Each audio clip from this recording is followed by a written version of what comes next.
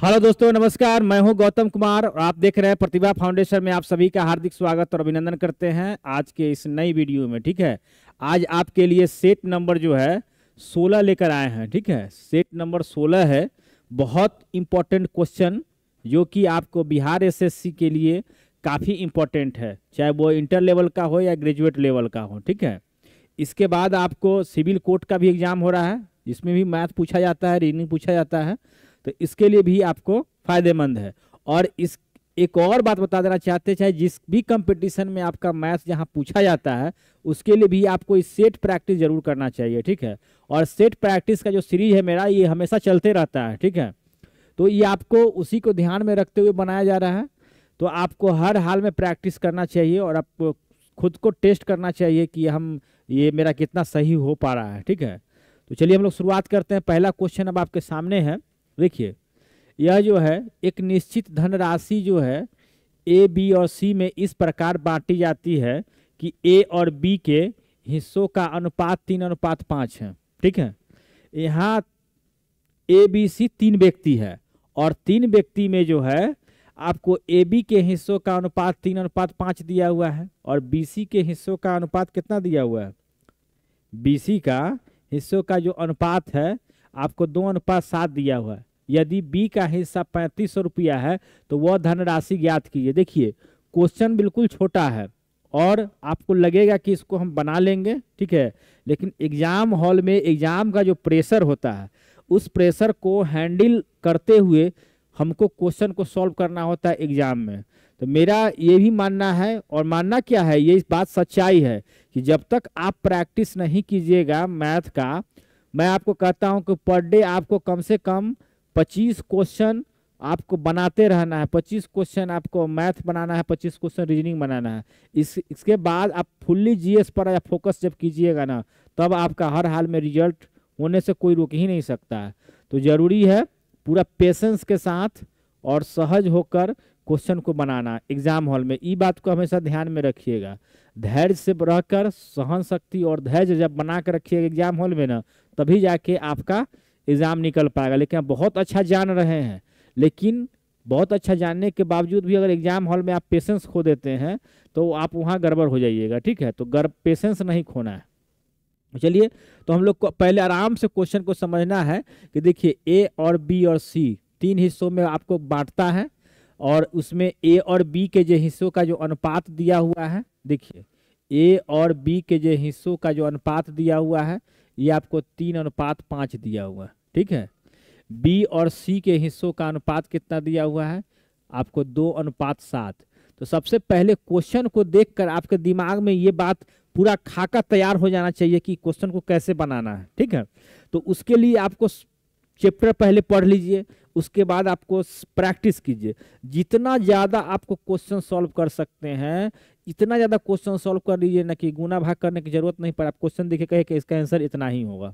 तो उसके लिए आपको डेली प्रैक्टिस करना होगा, कंटिन्यूअस जब प्रैक्टिस कीजिएगा ना तो सफलता से आपको कोई रोक ही नहीं सकता है। ठीक है, तो अब हम लोग क्या निकालेंगे, इसका ए अनुपात बी अनुपात सी निकालेंगे। ठीक है, तो इसका देखिए 3:5 है और इसको हम लोग क्या कर देंगे 2:7। ठीक है, इसमें बी का हिस्सा पूछ रहा है तो सबसे पहले हमको क्या करना है कि तीनों का हिस्सा बराबर निकाल लेना है। ठीक है, जब बराबर निकालेंगे तो देखिए 7×5 = 35 हो जाएगा। ठीक है, अनुपात 5×9 = 10 हो जाएगा और 3×9 = 6 हो जाएगा। 6, 10, 5 है 35 अनुपात हो गया। जिसमें बी का हिस्सा कितना दिया हुआ 3500, तो यहाँ पर बी का हिस्सा कितना है 10 है। ठीक है, तब पूछ रहा है कि वह धनराशि क्या है। तो जब 10 बराबर आपको कितना हो जाएगा, देखिए 10 बराबर आपका 3500 है। देखिए क्वेश्चन को एकदम तोड़ तोड़ के हम लोग को समझना है। क्या है, 10 बराबर 3500 है तो काट देंगे तो 1 बराबर कितना हो जाएगा 350। और टोटल कितना है हमारे पास, देखिए 10 और 6 16 हो गया, और 16 और 35 जब जोड़िएगा तो 51 होगा। तो हमको 51 बराबर निकालेंगे तो 350 गुने 51। ठीक है, जो भी गुना करके आएगा हम वहाँ पर लिख देंगे। ठीक है, तो जैसे कि यहाँ पर लिखते हैं 350। एकदम आराम आराम से सीखिए, आराम आराम से जब सीखिएगा ना तो देखिए यहाँ 51 है तो जब गुना करेंगे तो 350 हो जाएगा। और यहाँ क्या करेंगे 0 50 25 के 5 हासिल 2 5 15 और 2 17 हो जाएगा, और 0 हो जाएगा 5 5 या 3 8 और यहाँ 7 17 850 कितना हो जाएगा? ये आपको 17 850 हो जाएगा। कितना में गुना किए थे? 350 में। तो देखिए 17 850 हमारा क्या है? 17 500 दिया था, ये भी नहीं होगा। 14 350 है, 17 150 है, तो हमारे पास क्या है ऑप्शन? ऑप्शन बी जो है 17 850 कहता है। अब इस प्रश्न में ऐसा भी आपसे पूछ सकता है कि यहाँ तो कुल पूछ लिया टोटल, अब यहाँ ये भी पूछ सकता है कि आपको सी का हिस्सा कितना है, तो हम क्या निकालेंगे? 35 बराबर निकालेंगे। पूछेगा ए का हिस्सा कितना है, तो 6 बराबर निकालेंगे। ठीक है, ये भी क्वेश्चन में पूछता है कि ए बी का अंतर कितना है, तो 10 में से 6 जाएगा 4, तो 4 बराबर निकालेंगे। अगर पूछेगा कि बी और सी में कितना अंतर है, तो 35 में से 10 माइनस कर लेंगे, तो कितना हो जाएगा? 25 हो जाएगा, तो 25 बराबर निकाल लेते हैं हम। ये भी पूछ सकता है कि आपको ए और सी में कितना अंतर है, तो 35 में से 6 घटा लेंगे तो 29 होगा, तो 29 बराबर निकाल लेंगे। यानी कि जब क्वेश्चन आपको जैसे कहेगा वैसे घूम जाना है। ठीक है, मैथ में यही चीज़ होता है कि कॉन्सेप्ट आपका जब क्लियर रहेगा ना, तो हर चीज़ आप सॉल्व कर लीजिएगा। ठीक है, और बिना कॉन्सेप्ट क्लियर किए हुए कोई क्वेश्चन नहीं बनता है। मेरे भाई, मैं आपको विश्वास दिलाता हूँ कि आपको जब तक कॉन्सेप्ट नहीं कीजिएगा कोई भी एग्जाम करेक्ट नहीं कर पाइएगा। ठीक है, और एग्जाम पूरा चैप्टर अगर आप पढ़ लिए हैं तो आप प्रैक्टिस कीजिए पर डे हर चैप्टर का। जैसे मैं आपको सेट बता रहा हूँ उसी प्रकार सेट जितना भी मार्केट में सेट है ना, सबको खरीद लीजिए और सबको बनाते रहिए। एकदम एगो सेट खत्म कीजिए दूसरा सेट बनाते रहिए, एगो सेट खत्म कीजिए दूसरा सेट बनाते रहिए। मतलब ऐसा एक भी मार्केट में सेट नहीं होना चाहिए जिसका आप कोई क्वेश्चन नहीं बना पाते हैं। ठीक है, और धीरे धीरे करते करते आप इंटर लेवल का जो एग्जाम होता है उसका मैथ बनाइए, और इसके बाद क्या कीजिएगा कि आप ग्रेजुएट लेवल का जो एसएससी सीजीएल में पूछता है उसका बनाइए सेट। और फिर देखिए कि आप किसी भी एग्जाम में आप बैठते हैं और आपको सफलता से कोई रोक ही नहीं सकता। पढ़ने का एक तरीका ये भी है हमारे पास। पहले आप क्या कीजिए, मैथ का पहले पूरा पढ़ लीजिए। ठीक है, मैथ पूरा पढ़ लीजिए, रीजनिंग का पूरा पढ़ लीजिए। पहले 2 विषय पर फोकस कीजिए। सफलता कैसे मिलता है वो आप हमसे सीखिए। देखिए मैथ और रीजनिंग, क्योंकि कोई नहीं बताएगा, यूट्यूब पर कोई भी ऐसा व्यक्ति नहीं है जो आपको ये बात बता सकता है कि सफलता आपको एग्जाम में कैसे मिलता है। सब लोग बोलता है कि एनसीईआरटी किताब पढ़िए, ये पढ़िए, वो पढ़िए, सेट मारिए, कुछ नहीं होने वाला। सबसे पहला आपको रणनीति कैसे बनाना है। देखिए मैथ और रीजनिंग पहला फर्स्ट कोचिंग पकड़िए आप इसका। ठीक है, ऑफलाइन है या ऑनलाइन, जहां भी पकड़ना है पकड़ लीजिए। ठीक है, पहले इसका सब चैप्टर वाइज पढ़ लीजिए।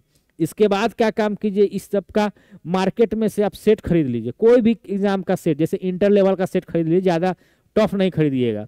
और इंटर लेवल का 2 4 5 को जितना भी सेट मार्केट में पूरा बना जाइए। ठीक है, और बनाना शुरू कर दीजिए मैथ और रीजनिंग का। ये आप लोग को पर डे 1 घंटा इस पर देना है, 1 घंटा इस पर, 2 घंटा में 2 सेट सॉल्व करना है। इसके बाद आपको जो बाकी जो समय बच जाएगा, आपको जीएस जो पोर्शन है, ये फिजिक्स का हो गया, केमिस्ट्री का हो गया, बायोलॉजी का हो गया, हिस्ट्री का हो गया, ज्योग्राफी का हो गया, पॉलिटी का, इकोनॉमिक्स है, करेंट अफेयर्स, उस पर टोटल टाइम दे दीजिए। आप टोटल टाइम उसी पर दीजिए, बाकी समय दोनों को। और देख लीजिएगा कि आपको 1.5 साल से 1 से 1.5 साल के अंदर नौकरी नहीं हो गया तब आप जूता खोल हमको मारिएगा।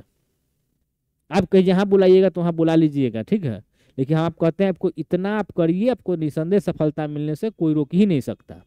तो चलिए हम लोग बातें करते रहेंगे, फिर आगे बढ़ते हैं नेक्स्ट क्वेश्चन के लिए। ठीक है, देखिए मान ले कि 500 और 800 के बीच 12, 16, 18 से विभाज्य संख्याओं का योग x है, तो x के अंकों का योग ज्ञात करना है। ठीक है, हमको 500 और 800 के बीच जो है 12, 16 और 18 से विभाज्य संख्याओं का योग निकालना है, और x है तो x के अंकों का योग ज्ञात करना। तो पहले हमको क्वेश्चन को समझ लेना है कि 500 और 800 के बीच हमको संख्या निकालना है जो 12 और 16 और 18 से विभाज्य होना चाहिए। पहले इतना काम करना है।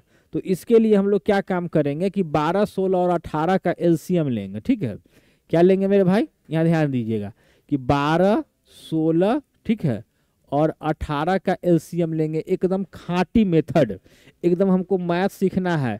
हमको 30 मार खान लेकर इधर से इधर घुमा दिया, आंसर ला दिए, ये चीज़ हमको नहीं देखना है। समझ गए, हम लोग को सीखना है।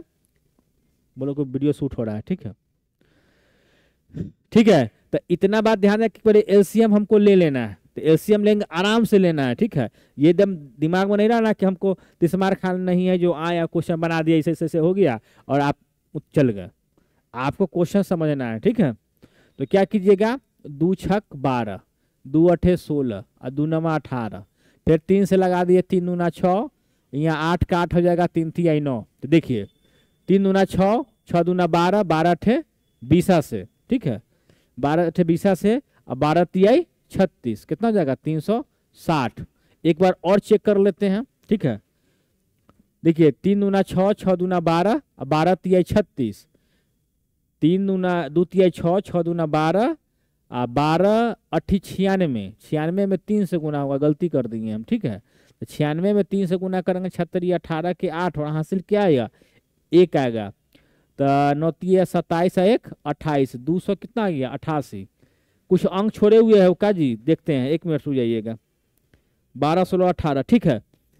यहाँ क्या आ गया 288 आ गया, ठीक है।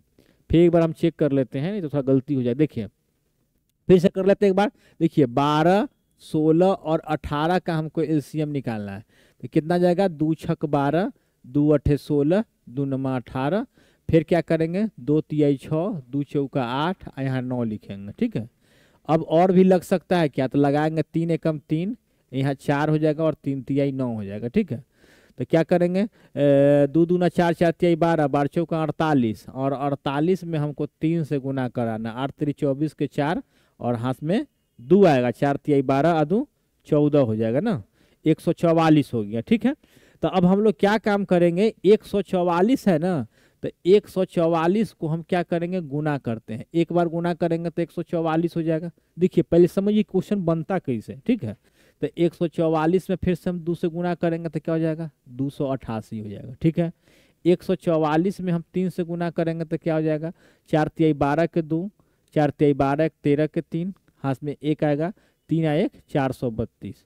अब 144 में हम लोग अगर 4 से गुना करते हैं तब क्या होगा, देखिए 4 चौका 16, 4 चौक 16 1 17 के साथ हासिल 1, 4 1 5 576।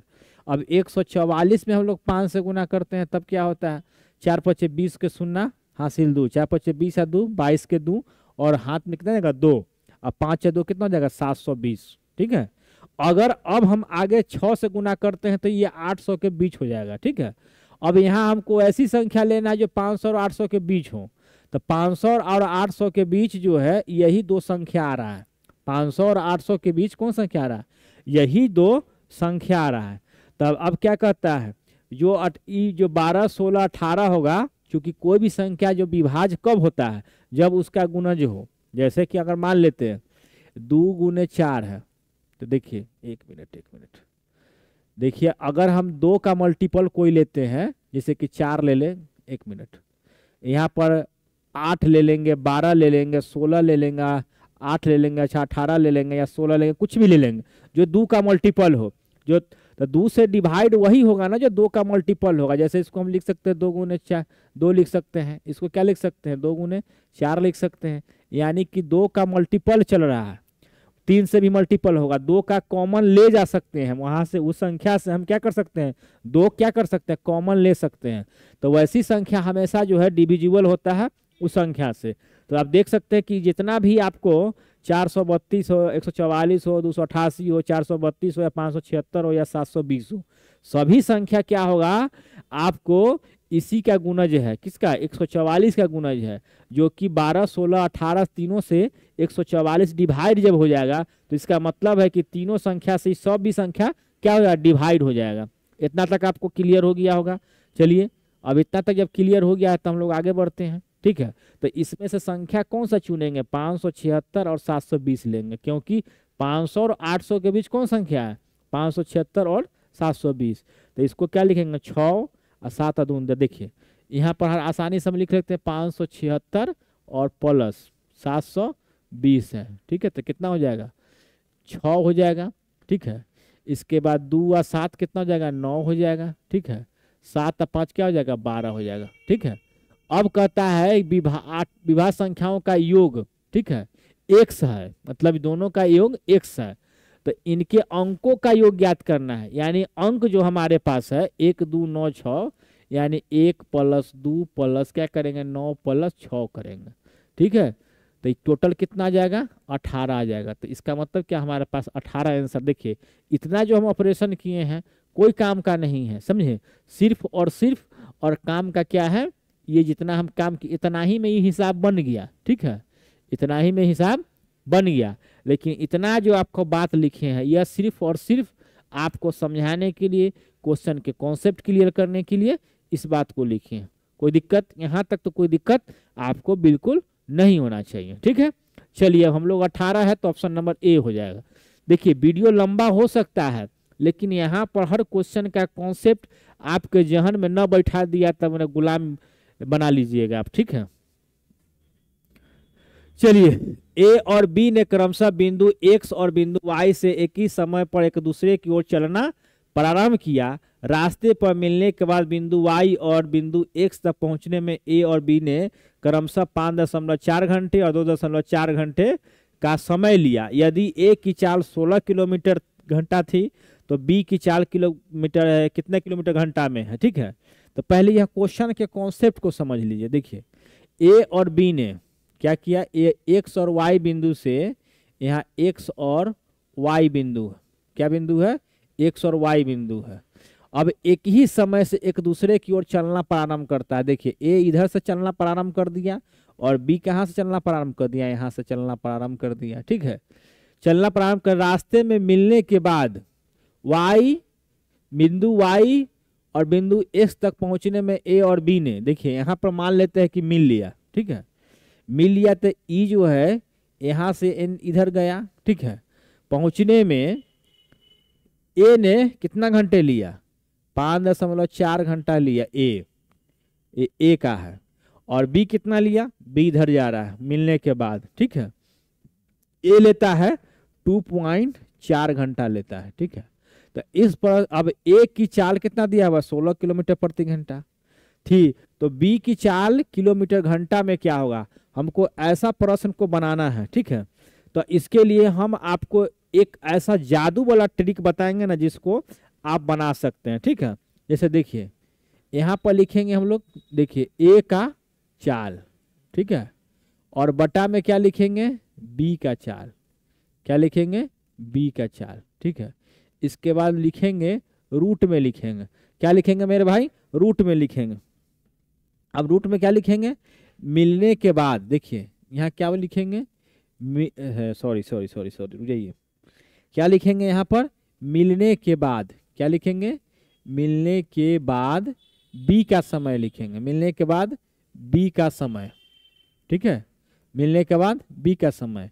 और बाई में क्या लिखेंगे, मिलने के बाद ए का समय, मिलने के बाद ए का समय, मिलने के बाद ए का समय, क्लियर है, ए का समय लिखेंगे।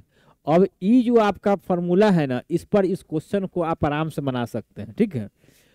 तो हम क्या लिखेंगे, ए का चाल कितना है, 16 किलोमीटर प्रति घंटा, तो 16 लिखेंगे। बी का चाल कितना है, मान लेते हैं कि एक्स है, और इस मिलने के बाद बी का समय, तो मिलने के बाद देखिए ई तो जो दिया हुआ है ए का समय दिया हुआ है, ई ए का समय दिया हुआ है, ई क्या है, बी का समय दिया हुआ है। तो पहले हम लोग क्या लिखेंगे, ए का समय, बी का समय लिखेंगे। तो बी का समय कितना है, 2.4 है, और ए का समय कितना है, 5.4 है, ठीक है। दशमलव से दशमलव दोनों तो कट जाएगा। अब कट जाएगा ना, इसको खत्म कर दीजिए। तो 8 काटिएगा, तब देखिए 6 से काटिए, 6 चौका 24 और 6 नमा 54, तो 4/9 हो गया। क्या हुआ, 4/9। तो जब 4 का हम लोग क्या निकालेंगे, वर्गमूल निकालेंगे तो 2 हो जाएगा, और 9 का कितना हो जाएगा, 3 हो जाएगा। और यहाँ 16/x लिखेंगे, तो 2 8 16 हो जाएगा, और 8 3 24, तो x बराबर क्या हो जाएगा, 24, ठीक है। 24 किलोमीटर प्रति घंटा के स्पीड से जाएगा, ठीक है। तो यहाँ पर हमारा ऑप्शन क्या हो जाएगा मेरे भाई, ऑप्शन नंबर ए हो जाएगा, ठीक है। उम्मीद है कि क्वेश्चन और क्वेश्चन के कॉन्सेप्ट और क्वेश्चन बनाने का फॉर्मूला जो है आपको अच्छी तरह से समझ में आ गया होगा, ठीक है। चलिए हम लोग क्वेश्चन अगला देखते हैं। देखिए ए किसी काम का उसी काम का 1/3 भाग 5 दिनों में पूरा कर सकता है। देखिए यह टाइम एंड वर्क चैप्टर से ही प्रश्न आ गया, ठीक है। टाइम एंड वर्क चैप्टर से आ गया। अब देखिए हर चैप्टर का अलग अलग क्वेश्चन आ रहा है, अलग अलग टाइप आ रहा है। तो इससे आपको क्या बेनिफिट होगा कि हर चैप्टर का आपको समग्र जो है ना एक बार रिवीजन हो जाएगा, और एग्जाम में रिवीजन ही में भाई मेरे मायने रखता है। कोई अपने पढ़ाई के मेहनत की बदौलत से नहीं छटता है, वो छटता है आपका रणनीति सही नहीं होने के कारण।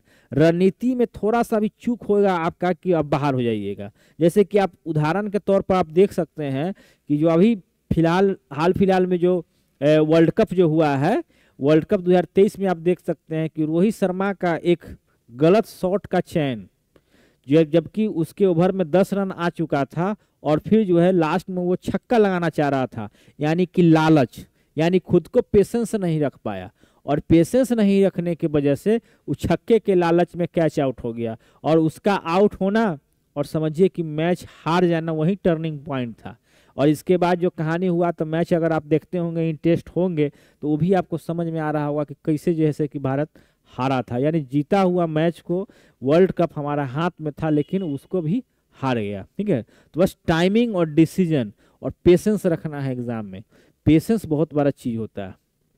चलिए, तो हम लोग पेशेंस बनाकर आप वीडियो को भी देखिए। पेशेंस बनाकर वीडियो जब देखिएगा, और विश्वास बहुत जरूरी चीज है, और आप विश्वास बना के रहिएगा, निसंदेह आपको हम सफलता में मदद करेंगे। ठीक है, और बना के रखिए और हर हाल में मिलेगा ही सफलता। ठीक है, देखिए, एक किसी काम का उसी काम का 1/3 भाग 5 दिनों पूरा करता है। देखिए, एक जो है आपको 1/3 भाग कितना दिन में करता है? 5 दिन में।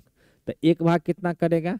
5 तिहाई कितना हो जाएगा? 15। ठीक है, ए का निकाल लिए हम समय। ठीक है, और बी उसी काम का 3/5 भाग 6 दिनों में करता है। तो बी क्या करेगा? 3/5 भाग, तो 3/5 भाग कितना दिन में करता है? 6 दिनों में करता है। ठीक है, तो यहाँ देखिए 3 दूना 6 और 5 दूना 10, यानी कि एक भाग जो है ये 10 दिन में कंप्लीट करेगा। ठीक है, वे एक साथ मिलकर 4 दिनों तक काम करते हैं। वे कितना दिन मिलते हैं? एक साथ मिलकर 4 दिनों काम करते हैं। तो क्या करेंगे हम लोग? यहाँ हम बना लेंगे। ठीक है, ए और बी का निकाल लेंगे। तो ए करता है 15 दिन में, बी कितना में करता है? 10 दिन में करता है। और जब एलसीएम लेंगे तो 60 होगा। तब 15 चौका 60 और 10 छक 60, तो 6 4 ये दोनों को प्लस कर लेंगे तो ए और बी का जो काम होगा ये कितना निकल जाएगा? 4 6 10 हो जाएगा। 10 और 4 दिनों तक काम करते हैं, यानी कि 4 दिन का अगर काम निकालिएगा मेरे भाई तो क्या हो जाएगा? 10 गुने 4, यानी कि 10 चौका 40 वर्क कंप्लीट कर लिया। कितना दिन में? 60 दिन में। 60 वर्क में 40 वर्क इसने कंप्लीट कर लिया। और शेष काम को सी अकेले 8 दिनों में पूरा करता है। शेष काम, तो इसके बाद शेष काम क्या है? देखिए, शेष काम जो है, यहाँ पर ध्यान दीजिएगा, शेष काम जो है क्या करता है? देखिए, हमारे पास 60 है, 40 काम तो कर चुका है, तो शेष काम कितना हो जाएगा? यहाँ देखिए 60 माइनस 40। ठीक है, तो यही ना हो जाएगा 20। ठीक है, देखिए तिस्मार खान लेखा बोर्ड पर आया, क्वेश्चन जल्दी जल्दी बना दिए, इन्ने से मिटा के इन्ने से बना के कुछ समझा दिए, हो गया काम खत्म। ऐसा नहीं करना है मेरे भाई। हमारे देश में बिहार हो, यूपी हो, झारखंड हो या कोई भी स्टेट हो, ठीक है, जहाँ पे ग्रामीण क्षेत्र है वहाँ पे क्या होता है, बहुत कमजोर बच्चे हैं जो बड़े बड़े शहरों में नहीं जा सकते हैं, और यूट्यूब ही एक ऐसा माध्यम है जहाँ से वो पढ़ाई अपना करते हैं। और कमजोर छात्र जो मैथ में बिल्कुल रुचि नहीं रखते हैं, मैं उनको भी खोपड़ी में ढुका के छोड़ूंगा। ठीक है, सीधे ढुका दिया जाएगा, समझ गए? तो आपको क्या करना है? पेशेंस रखना है, बना के रखना है, हौसला बना के रखना है, और हम पर आप विश्वास कीजिए। हर हाल में आपको मैथ सिखा के छोड़ेगा, नहीं कैसे सीखिएगा। ठीक है, तो यहाँ पर आपको क्या जाएगा? 20 वर्क आ गया। ठीक है, अब क्या करिएगा? 8 सी अकेले से 8 दिनों में करता है। तो देख लीजिए, एक बार जान लीजिए, इसका इफिशिएंसी हमको निकालना पड़ेगा। तो इफिशिएंसी निकालने के लिए टोटल वर्क होता है और बटा में डे होता है, यही फार्मूला होता है। तो यहाँ पर सी अकेले कितना में करता है? 8 दिनों में पूरा करता है। दिन तो इसका दिया हुआ है, और एफिशिएंसी निकालेंगे हम लोग। क्यों निकालेंगे? कि सी अकेले उसी काम का 3/4 भाग पूरा करता है, कर सकता। 3/4 जो है भाग उसको काम जो है कितने दिन में पूरा करेगा, तब तो उसका एफिशिएंसी हमको जब तक पता नहीं होगा तब तक तो हमको निकाल नहीं सकते हैं। तो हम क्या करेंगे? एफिशिएंसी निकालने के लिए टोटल वर्क हमारे पास 20 बचा हुआ है, और डे कितना बचा हुआ है? ये बचा हुआ है 8 दिनों में कंप्लीट करता है। तो इसको जब काटिएगा तो 2 चौका 8 और 5 चौका 20, तो इसका जो इफिशिएंसी है यह आपको 5/2 आ गया। ठीक है, और 3 बटा सी अकेले उसी काम का 3/4 भाग, कितना काम का? 60 का। 60 काम का 3/4 भाग, 60 काम का 3/4 भाग, तो कितना हो जाएगा निकालिए आपको। 15 चौका 60, यानी कि 15 तिया 45 वर्ग को सी कितना से करे, कितना दिनों में करेगा। देखिए क्वेश्चन कितना घुमा रहा है, तो इसका फिर से हमको क्या निकालना है? डे निकालना है। तो डे निकालने के लिए टोटल वर्क, अब बाई में क्या होता है? इफिशियंसी। इसी फॉर्मूला से हम लोग सारा काम कर लेंगे, ठीक है। तो डे निकालने के टोटल वर्क बाई में क्या लिखेंगे? इफिशियंसी। तो टोटल वर्क कितना हमारे पास? 45 है, ठीक है, 45। इफिशियंसी कितना है सी का? तो 5/2 है, तो 5/2 है तो 2 चल जाएगा ऊपर, तो हो जाएगा 5 9 45 और 9 दूना 18, यानी कि 18 दिन में काम को कंप्लीट कर सकता है। या कितना में करेगा? 18 दिनों में, ठीक है। उम्मीद है कि आप क्वेश्चन को रग रग तोड़ तोड़ के बता रहे हैं। अब न समझिएगा तो कब समझिएगा? अगर अभी भी समझ में नहीं आता तो प्लीज कॉल मी, ठीक है, प्लीज कॉल मी। आप इस नंबर पे हमसे कांटेक्ट कर सकते हैं, लिख लीजिए, ठीक है। डायरेक्ट पूछ सकते हैं कि हमको समझ में नहीं आया, ठीक है। ये मेरा पर्सनल नंबर है, पर्सनल नंबर है, और मैं ही मेरे पास ही रहता है। आप इस नंबर पे कॉल करके हमसे बात कर सकते हैं, किसी भी तरह का इशू हो यहाँ फोन कर सकते हैं। चलिए हम लोग अगला क्वेश्चन देखते हैं। देखिए 12 संख्याओं का औसत 55 है। इन 12 संख्याओं में से प्रारंभिक 4 संख्याओं का औसत जो है 48 है, और अंतिम 9 संख्याओं का औसत कितना है? 57 है। यदि चौथी संख्या निकाल दिया जाए तो शेष संख्याओं का औसत दशमलव के इस एक स्थान तक शुद्ध क्या होगा? देखिए 12 संख्याओं का औसत कितना है? 55 है। देखिए तो 12 संख्याओं का हम संख्या क्या ले सकते हैं? देखिए पहले क्वेश्चन समझिए, बनाने से कुछ नहीं होता। देखिए तो x1 और x2 और x3, ठीक है, डॉट डॉट कहाँ चल जाएगा? x12 तक, ठीक है। 12 संख्याओं का औसत कितना है? तो 12 बराबर कितना लिखेंगे? 55, ठीक है। इसको हम डायरेक्ट लिख सकते हैं 12 गुने 55। बात समझ में आ गया? तो 55 नहीं है, कितना लिखेंगे? 550। 550 अब 55 दूना 110, तो कितना हो जाएगा? 660 हो जाएगा। और हम यहाँ भी कर सकते हैं। तो ये प्रारंभ, देखिए इधर समझाने के लिए ये रफ है, रफ, इसको रफ कहिए, ठीक है। तो यहाँ से 12 से 55 से गुना कीजिएगा तो x1 से लेके 12 संख्याओं तक का योगफल कितना हो जाएगा? 660 हो जाएगा, 660 हो जाएगा। क्लियर है? अब कहता है कि प्रारंभिक 4 संख्याओं का औसत 48 है। प्रारंभिक का मतलब क्या हो गया? कि यहाँ से लेके 4 संख्याओं तक, ठीक है। तो x1 plus x2 plus dot dot कहाँ तक? x4 तक का औसत क्या है? 4 लिखेंगे। कितना दिया हुआ है? 48 है, ठीक है। तो हम क्या लिखेंगे? प्रारंभिक 4 संख्याओं का औसत। प्रारंभिक, देखिए इधर हम लिख देते हैं प्रारंभिक 4 संख्याओं का औसत। 4 डायरेक्ट मतलब हम निकाल देते हैं 4 संख्या बराबर, तो 4 गुने कितना लिख देंगे? 48, ठीक है। कैसे? देखिए क्वेश्चन का जब खाका आपके दिमाग में रहेगा ना, तो शॉर्टकट तो आप खुद कर लीजिएगा। ये क्या बेकार पढ़ते हैं आप? शॉर्ट ट्रिक में, अटर पटर चीज में पढ़ते हैं। क्वेश्चन का कॉन्सेप्ट आपके पास रहेगा, प्रैक्टिस रहेगा, रिवीजन रहेगा, तो आप क्वेश्चन देखते हैं कि ऐसे ऐसे करना है, ऐसे ऐसे करना है, तुरंत बन जाएगा। कहाँ कुछ झमेला रहता है। और टाइमिंग जो देता है आपके एग्जाम हॉल में वो पर्याप्त होता है आपको बनाने के लिए।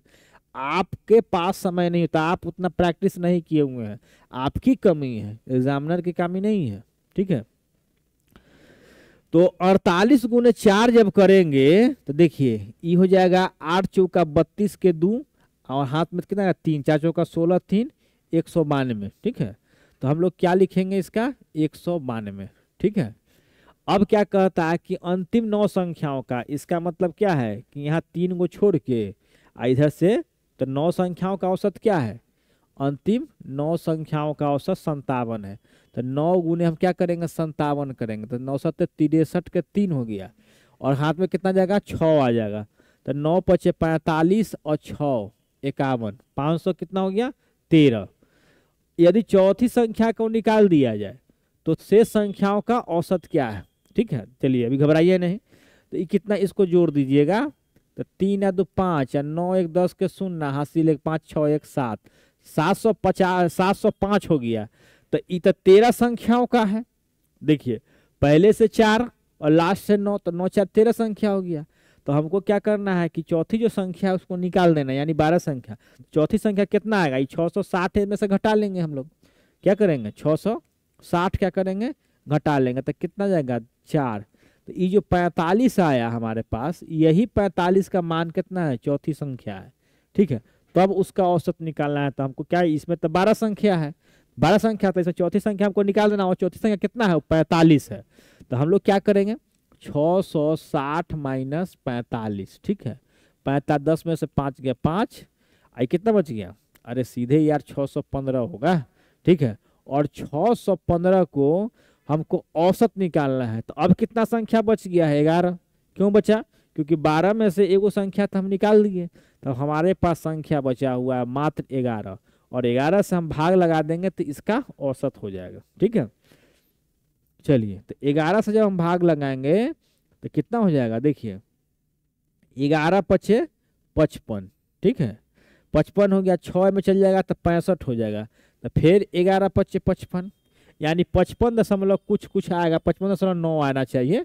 ठीक है, यानी कि ऑप्शन नंबर क्या आ जाएगा, ए।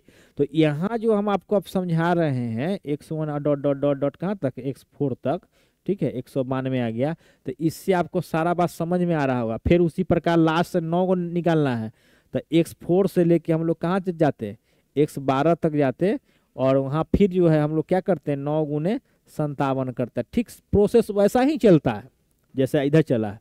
तो हमको कैलकुलेशन अगर ये सब बात माइंड में रहेगा ना, तो ये चुटकी में उड़ जाएगा, समझ गए। चलिए क्वेश्चन में अगला देखते हैं। एक तार वृत्ताकार स्वरूप में मोड़े जाने पर 124-74 सेंटीमीटर उसका क्षेत्रफल घेरता है। अब इस एक आयत के आकार में मोड़ा गया है, इसकी भुजाएं 5.5/6 के अनुपात में है, यानी 5.6 के अनुपात में होगा। ठीक है, इस आयत की बड़ी भुजा की लंबाई ज्ञात करना है। ठीक है, देखिए एक तार जो वृत्ताकार स्वरूप में मोड़ा जाने पर इतना क्षेत्रफल घेरता है, इसका मतलब क्या है कि जो वृत्त का क्षेत्रफल दिया हुआ है, क्या दिया हुआ है, ये जो वृत्त है वो इतना क्षेत्रफल घेर लिया, 12, 4, 7 और इसके बाद 4। ठीक है, तब इसको हम क्या लिखेंगे, पाई r स्क्वायर बराबर 124/74, क्योंकि वृत्त का क्षेत्रफल क्या होता है, पाई r स्क्वायर होता है। अब हम लोग क्या करेंगे, आर स्क्वायर, तो 22/7 गुने आर स्क्वायर और 124 गुने 74। ठीक है, तो आर स्क्वायर बराबर निकालेंगे तो 124/74 और गुने क्या करेंगे 7, और नीचे में आ जाएगा 22। ठीक है, अब यहाँ से हम लोग काट देंगे। ठीक है, क्या काटेंगे, देखिए 11 दूना 22। ठीक है, ठीक है, अब 11 से काटेंगे इधर। ठीक है, तो 11 में कम 11, फिर इसमें से एक चल जाएगा तो 14 हो जाएगा, तो फिर 11, फिर 3 चल जाएगा 37 हो जाएगा, तो 11 तिहाई 33। ठीक है, फिर 4 ए में चल जाएगा 44 होगा, तो 11 चौका 44। ठीक है, अब 2 से हम काट देंगे, जब 2 से काटेंगे तो कट जाएगा ना, 2 से काटेंगे तो देखिए यहाँ आ जाएगा आपको 113 है, तो 56 दूना 112। ठीक है, और 7 दूना 14, 567।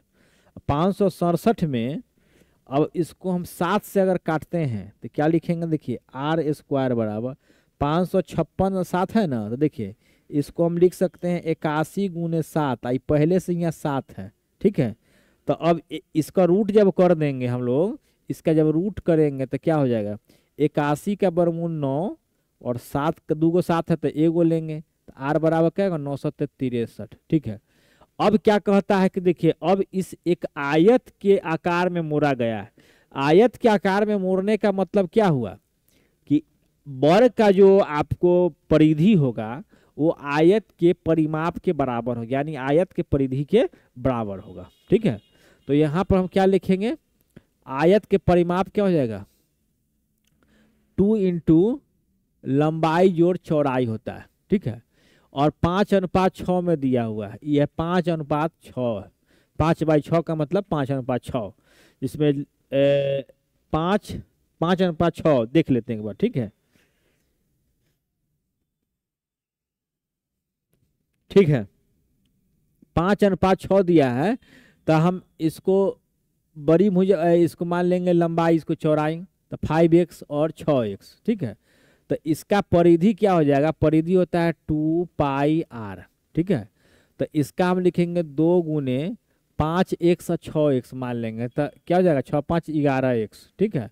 अब बराबर 2 गुने 22/7, और यहाँ r कितना आया है हमारे पास 63 आया, तो यहाँ पर हम लिख देंगे 63, 7 63, और 11 दूना 22 से ही 22 कर जाएगा, 9 दूना कितना जाएगा 18, तो x बराबर क्या आ गया 18 आ गया, ठीक है। तो यहाँ पर पूछ रहा है इस आयत की बड़ी भुजा की लंबाई ज्ञात कीजिए। तो देखिए, तो बड़ी भुजा यानी कि b बराबर क्या जाएगा 5x, और l बराबर क्या लिखेंगे 6x। तो बड़ी भुजा पूछ रहा है, तो 6 गुने x का वैल्यू डाल देंगे, तो 18 पच्चे 90, 18 छक 108, ठीक है। अगर इस पे चौड़ाई पूछता तो क्या करते, 5 गुने 18, 18 पच्चे क्या करते हैं 90 करते, यानी b बराबर क्या हो जाएगा 90।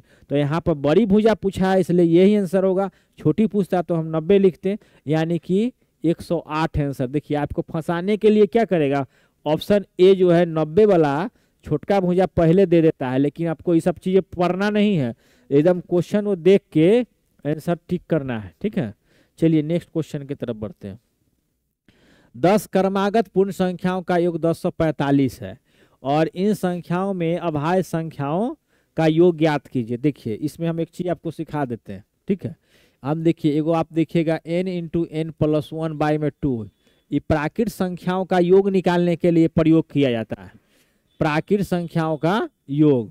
अब प्राकृत संख्याओं का योग क्या मतलब है, जैसे कि 1 से लेके डॉट डॉट डॉट आपको प्लस n तक, 2 है ना, प्लस n तक का योगफल निकालना हो तो आप इस संख्या का योग निकालिएगा, प्रयोग कीजिएगा। जैसे कि 1 plus 2 plus dot dot dot dot, मान लीजिए कि आपको 35 तक का योगफल ज्ञात करना है, तो क्या करेंगे n का वैल्यू लास्ट वाला लेंगे 35, अब क्या है 35 प्लस 1 तो क्या होगा 36, और 36 बट्टा में 2 करेंगे तो 18 दूना 36, यानी 35 गुने 18 करके जो भी आंसर आएगा वो हो जाएगा। बात समझ रहे हैं। चलिए तो 10 क्रमागत संख्याओं का योग कितना दिया हुआ है 45, 1045 दिया हुआ है। तो हम लोग क्या करेंगे 1 से लिखेंगे। 10 क्रमागत संख्या कौन कौन होगा हमारे पास, x होगा, x प्लस 1 होगा, और x प्लस 2 होगा, x प्लस 3 होगा, और डॉट डॉट कहाँ तक होएगा x प्लस 9 तक होगा, यानी कि 10 गो x होगा 10x, और 1 से लेके हमको 9 तक का योगफल निकालना है, 1 से लेके 9 तक का योगफल निकालना, और सभी क्या है प्राकृत संख्या है, तो सभी प्राकृत संख्या है, तो 9 1 10 हो जाएगा, और 10 बटा 2 होगा, 2 पच्चे 10, यानी कि 9 पच्चे 45। इसका मतलब क्या है कि 10x प्लस क्या हो जाएगा 45, ठीक है, बराबर क्या लिखेंगे 1045। अब इधर से ही माइनस कीजिएगा तो 10x बराबर कितना हो जाएगा 1000, और 1000 से कट जाएगा ही, तो x का वैल्यू कितना आ गया 100 आ गया। देखिए ये सब नहीं लिखना है आपको, ठीक है, ये रफ में आपको बता रहे हैं, ठीक है, ये रफ में हो गया, ठीक है, ये सब ही आपको रफ है, ठीक है, 100 आ गया।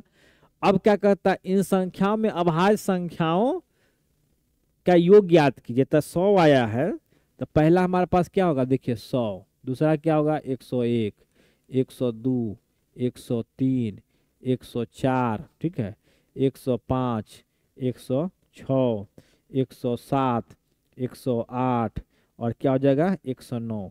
अब इसमें से हमको अभाज्य संख्या देखना है, देखिए 101, ठीक है, 103, ठीक है, इसके बाद 107, ठीक है, इसके बाद 109, और इन सभी संख्याओं का योग ज्ञात करना है। तो देखिए तो 9 9 और 7 16, 16 3 16 3 19 और 1 20, ठीक है, तो यहाँ 20 हो जाएगा, ठीक है।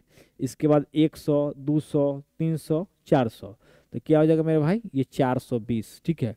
आपको इतना में ही ये क्वेश्चन बना है, लेकिन इसकी जो पीछे का ड्रामा है ना, उस ड्रामा को हमको समझना पड़ेगा, तब जाके हम इतना शॉर्ट बना सकते हैं। और आपके पास जब एग्जाम में इस तरह का प्रैक्टिस जब रहेगा तो आप क्या मन में इसका आंसर ला सकते हैं, बस आपकी प्रैक्टिस की जरूरत है। और हमको यहाँ तो आपको टेक्निक सिखाना है कि आपको कैसे चीज़ों को हैंडल करना है, एग्जाम का जो प्रेशर है उसको कैसे फेस करना है एग्जाम हॉल में, ठीक है।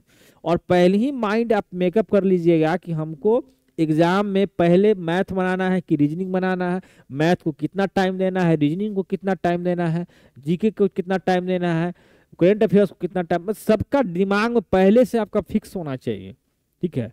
कहते हैं ना कि विजेता कुछ अलग नहीं करते हैं बल्कि अलग काम को अलग ढंग से करते हैं। जब तक आप काम को अलग ढंग से करना पसंद नहीं कीजिएगा तब तक आपको निस्संदेह सफलता नहीं मिल सकती है, और वो भी क्योंकि आप सारा जानकारी होते हुए, सारा मेहनत करते हुए, लेकिन आपका परफॉर्मेंस गड़बड़ हो सकता है। और हमेशा ध्यान दीजिए कि जिस कंसिस्टेंसी में आप जब सेट प्रैक्टिस करते हैं उस समय आप जिस चीज़ का सामना करते हैं उस कमजोरी पक्ष पे आप प्रैक्टिस कर सकते हैं। प्रैक्टिस करके उस कमजोरी को दूर कीजिए। जैसे कि विराट कोहली जिस शॉट पे आउट हो जाता है उस शॉट के लिए नेट प्रैक्टिस करके आता, फिर कभी उस शॉट पे आउट नहीं होता। उसी प्रकार हमारे सचिन जी हैं, सचिन सर, वो भी आपको जो है उस शॉट पे आउट नहीं होते, तभी तो आज महान खिलाड़ी हैं। और उस महान खिलाड़ी के रिकॉर्ड तोड़ने का काम विराट कोहली ने किया, ठीक है। चलिए हम लोग नेक्स्ट क्वेश्चन देखते हैं। चलिए हम लोग क्वेश्चन नंबर अब 8 देखेंगे कि एक परीक्षा में शामिल विद्यार्थी जो है में 40% लड़के थे और शेष जो है 53.1/3% लड़कियां थी, ठीक है। लड़कियों का उत्तीर्ण प्रतिशत था, देखिए यहाँ जो है ना यही चीज थोड़ा सा गड़बड़ है, ठीक है। यहाँ जो गलती किया हुआ है, और शेष का देखिए यहाँ पर जो होगा ना, शेष का यहाँ पर का शब्द है, ठीक है। 53.1/3% जो है लड़कियों का उत्तीर्ण प्रतिशत था। तो यहाँ पर देखिए हम मान लेंगे, पहले देखिए यहाँ पर 100 था, मान लेते कि 100 था, तो इसका 40% लड़के थे, तो बॉय कितना हो जाएगा 40 और लड़कियां कितना हो जाएगा 60, ठीक है। और इस 60 का 53.1/3% लड़कियों का उत्तीर्ण प्रतिशत था। तो लड़कों का उत्तीर्ण प्रतिशत x था। यदि विद्यार्थियों का समग्र उत्तीर्ण प्रतिशत 56% हो तो x का मान ज्ञात करें, ठीक है। तो हम लोग चलिए समझते हैं। देखिए 53.1/3%, ठीक है। तो एकदम घबराना नहीं है। देखिए 50 पर 53 को क्या लिख सकते हैं 50%, इसको लिख सकते हैं 3.1/3%। तो 50% को 1/2 लिख सकते हैं, भिन्न में बदलेंगे तब। 3 3 9 आएगा, 10/3 आएगा, और 10/10 100, तो यानी कि 1/30 आ जाएगा आपका इसका। इसको जब सॉल्व कीजिएगा तो, ठीक है। और जब इसको आप सॉल्व कीजिएगा तो इसका 30 हो जाएगा, और 30 यानी कि 30, देखिए 30, तो 15 दूना 30 हो जाएगा, 30 से कम 30 हो जाएगा, यानी कि 16/30 जो हो जाएगा भिन्न के रूप में आपका इसका आ जाएगा, ठीक है। तो जो लड़कियां जो उत्तीर्ण है, यहाँ उत्तीर्ण के हम पास लिख लेते हैं। पास कितना है 60 का 16 आपका 30 उत्तीर्ण हुआ है। तो 30 दूना 60, तो 16 दूना कितना हो गया 32, ठीक है। तो पास लड़कियों की संख्या कितना हो गया 32, ठीक है। अब क्या था, अब 60 इतना तो उत्तीर्ण प्रतिशत था, और लड़कों का उत्तीर्ण प्रतिशत कितना है x% था। यदि विद्यार्थियों का समग्र उत्तीर्ण प्रतिशत 56% है, देखिए तो लड़कों का उत्तीर्ण प्रतिशत x यानी 40 का x%, 40 का x%, ठीक है। और प्लस पास विद्यार्थी कितना लड़की का, तो ये आपका 32 है। पास विद्यार्थी कितना होगा 32, और इसका टोटल कितना है समग्र उत्तीर्ण प्रतिशत 56% हो, तो हम 100 का 56% निकालेंगे तो 56 होगा हमारे पास, ठीक है। 56%। अब इधर से इधर माइनस जब करेंगे तो 40x%, इसमें से इधर माइनस करेंगे तो कितना जाएगा आपको 24 हो जाएगा, और 24 का हम x% निकालेंगे तो x बराबर 24 गुने ये 100 हो जाएगा, और बट्टा में क्या जाएगा मेरे पास 40 आएगा, तो 0 से 0 कटेगा, और 4 छक 24 कटेगा, तो 6 दहिया कितना जाएगा 60, यानी कि 60% जो है आपका ये ऑप्शन नंबर डी हो जाएगा, ठीक है। तो इस चीज को आप ऐसे प्रतिशत को तोड़िएगा। एक बार और समझ लीजिए कि एक परीक्षा में शामिल विद्यार्थी 40% लड़के थे और 53.1/3% लड़कियों का उत्तीर्ण प्रतिशत था, ठीक है। और लड़कों का उत्तीर्ण प्रतिशत कितना था 1% था। यदि विद्यार्थियों का समग्र उत्तीर्ण प्रतिशत 56% हो तो x का मान ज्ञात करें। तो देखिए 100 मान लिए, लड़का 40 है तो लड़की 60 हो जाएगा, ठीक है।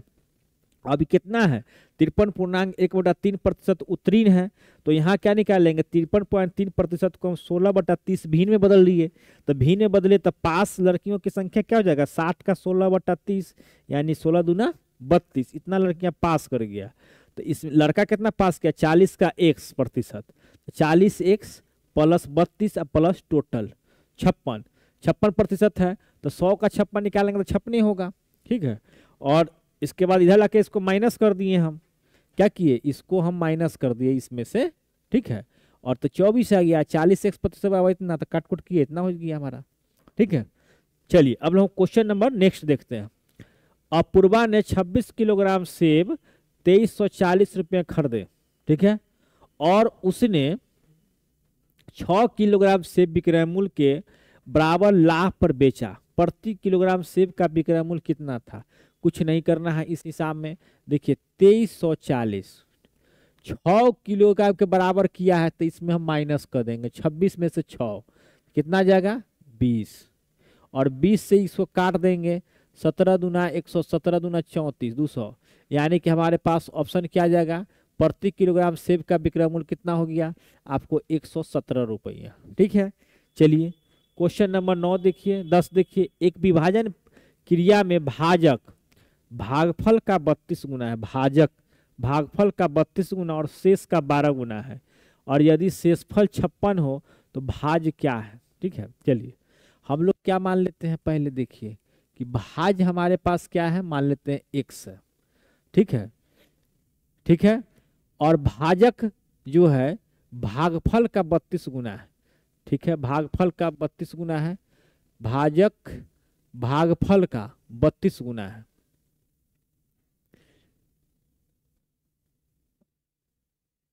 और शेषफल का 12 गुना है, ठीक है, शेषफल का 12 गुना है, ठीक ठीक है। तो भागफल हमारे पास शेषफल कितना हमारे पास 56 है, तो शेषफल हमारे पास कितना हो जाएगा, देखिए शेषफल जो है ये 56 गुना है, 56 गुना है हमारे पास, कितना हो जाएगा भागफल भाजक जो है भागफल का 32 गुना और शेषफल का 12 गुना है, तो भागफल हमारे पास कितना हो जाएगा 12 गुना है और शेषफल दिया हुआ 56, तो आपको क्या लिखेंगे 56 गुने 12 लिखेंगे, यहाँ तक तो हमको भागफल निकल जाएगा। एक मिनट एक मिनट एक मिनट, चलिए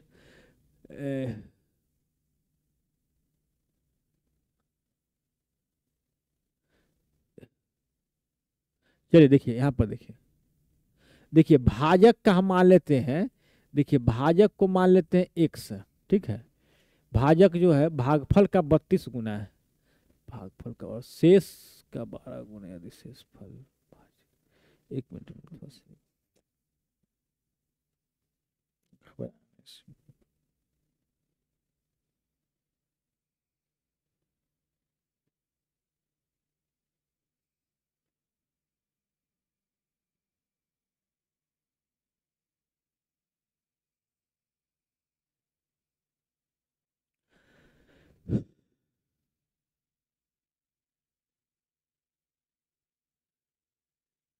चलिए, तो हम लोग फिर से देखते हैं क्वेश्चन नंबर 10 को। देखिए यहाँ 10 को नंबर क्वेश्चन, एक विभाजन क्रिया में भाजक जो है ना भागफल का 32 गुना और शेष फल का 12 गुना है, यदि शेषफल 56 हो तो भाज क्या होगा, हमको इस प्रश्न को सॉल्व करना है, ठीक है।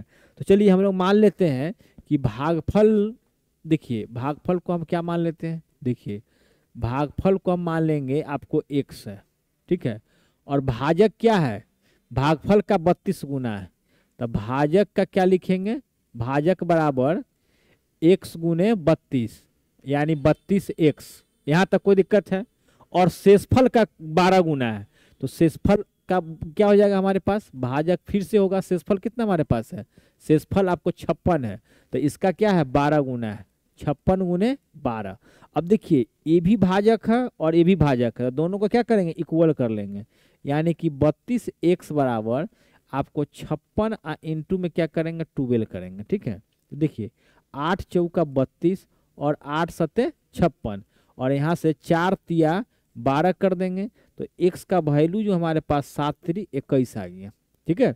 अब हमारे पास क्या होता है, फॉर्मूला होता है, देखिए यहाँ पर भाज्य बराबर क्या होता है, देखिए भाज्य बराबर होता है, भाज्य बराबर होता है भागफल गुने भागफल, भागफल, ठीक है, गुने भाजक, ठीक है। अब प्लस में क्या लिखते हैं हम लोग, शेष लिखते हैं, यही फॉर्मूला होता है। तो देखिए यहाँ पर हमको भागफल क्या है, देखिए भाजक है, देखिए भागफल x है, और भाजक क्या है हमारे पास 32x है, ठीक है। और शेष कितना है हमारे पास, शेषफल जो है 56 है। तो जहाँ x है वहाँ x का वैल्यू कर देंगे, x में x से मल्टीपल करेंगे तो x स्क्वायर हो जाएगा, और x का वैल्यू हमारे पास क्या दिया 21 दिया हुआ है। तो क्या करेंगे, 21 में 21 से गुना करेंगे 441, 41 में 32 से गुना करेंगे और 56 जोड़ देंगे, ठीक है। तो देखिए 1 में 2 से गुना कीजिएगा तो 2 होगा, ठीक है, और 6 2 8 होगा। तो लास्ट में 8 वाला ऑप्शन कौन सा है हमारे पास, ये वाला है, ठीक है। तो यही ऑप्शन आंसर हो जाएगा, ठीक है, ज़्यादा गुना करके जोड़ने की जरूरत नहीं है। चलिए, एक कक्षा में छात्रों का औसत भार 49 किलोग्राम है और कक्षा में 5 और छात्रों ने प्रवेश लिया है जिनके भार 45 किलोग्राम, 46, इतना इतना इतना है और इतना है। अब जो है कक्षा में सभी छात्रों का औसत भार 50 किलोग्राम हो जाता है। आरंभ में कक्षा के छात्रों की संख्या कितनी थी, देखिए क्या मानेंगे, एक कक्षा में छात्रों का औसत भार 49 केजी है, तो हम मान लेते हैं कि x था, तो ये कितना हो जाएगा, तो 49x हो जाएगा, ठीक है। कक्षा में 5 छात्रों ने प्रवेश लिया है, 5 छात्रों ने प्रवेश लिया है, तो 5 छात्रों का हम क्या लिखेंगे, 5 छात्रों का, ठीक है, भार, भार का योगफल लिखेंगे, 5 छात्रों का भार, 5 छात्रों का भार लिखेंगे तो क्या हो जाएगा हमारे पास, सबको जोड़ देंगे, सबको जोड़ेंगे तो क्या होगा, देखिए 45, ठीक है, इसके बाद 46.8 है, ठीक है, इसके बाद 47.4 है, ठीक है, जोड़ेंगे इसको, फिर इसको जोड़ेंगे 54.4 है, क्या लेंगे 54.4 है, इसके बाद क्या करेंगे 54.2 है, 54.2 है, 47.4 के बाद 54 पॉइंट क्या है 54.2 है। अब क्या है यहाँ पर 63.6 है। अब जोड़ेंगे तो देखिए 6 और 2 8, 8 4 12, 12 8 20 के 0, ठीक है, और यहाँ क्या जाएगा 2 आ जाएगा, तो 6 5 11, 11 2 13, 13 7 20, 20 4 24 और 3 27 के 7, और हाथ में कितना लगेगा 2 लगेगा, ठीक है। तो देखिए 4 4 8 2 10, 10 4 14, 14 5 19, 19 से 6 कितना हो जाएगा 25, तो कितना हो जाएगा 257 हो जाएगा, ठीक है। तो 257 हो गया। अब क्या कहता है, अब कक्षा में सभी छात्रों का औसत भार 50 किलोग्राम है, सभी छात्रों का औसत भार 50 किलोग्राम है, तो हमारे पास छात्र कितना हो जाएगा, पहले कितना था हमारे पास x छात्र था, तो अब कितना छात्र हो जाएगा हमारे पास x प्लस, ठीक है, x प्लस 5 छात्र प्रवेश किए थे ना, और उनका औसत भार कितना है 50 किलोग्राम है, तो यहाँ 50 गुना हो जाएगा, ठीक है। तो अब हमको लिखना पड़ेगा, क्या लिखना पड़ेगा, देखिए 49x, क्या लिखना पड़ेगा 49x प्लस ये क्या करेंगे 257 करेंगे, अब बराबर में क्या करेंगे x प्लस 5, और इधर क्या करेंगे हम लोग 50 लिखेंगे। अब इस समीकरण को सॉल्व करेंगे, देखिए ये 50x होगा, ये 49x होगा, अब 50 25 250 होगा, होगा ना, 50 25 250, तो ये 250 257 से घट जाएगा तो 7 आ जाएगा, और 50x में से 49 से घट जाएगा तो क्या हो जाएगा x बराबर 7 हो जाएगा, ठीक है। तो x का वैल्यू हमारे पास क्या हो जाएगा 7, यानी कि प्रारंभ में जो है x 7 छात्र हमारा पास था, ठीक है। चलिए अब हम लोग क्वेश्चन नंबर आगे देखते हैं।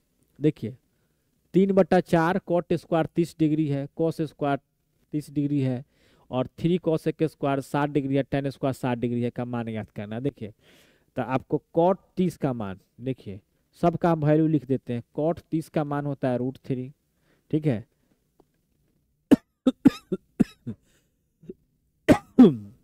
अब आपको कॉस 30 का मान हमको लिखना है, देखिए तो कॉस 30 का जो मान होता है, जो साइन 60 का मान होता है ना, वो कॉस 30 का मान होता है, कितना होता है, तो ये आपको √3/2 होता है, क्या होता है √3/2। अब कॉसेक 60 का लिखना है, तो कॉसेक 60 का लिखना है, तो जो साइन 60 का होता है वो कॉसेक 60 का होता है। तो साइन 60 का होता है √3/2, तो इसका क्या हो जाएगा 2/√3, 2/√3। इसके बाद tan 60 का वैल्यू क्या होता है, tan 60 का डिग्री का वैल्यू होता है √3।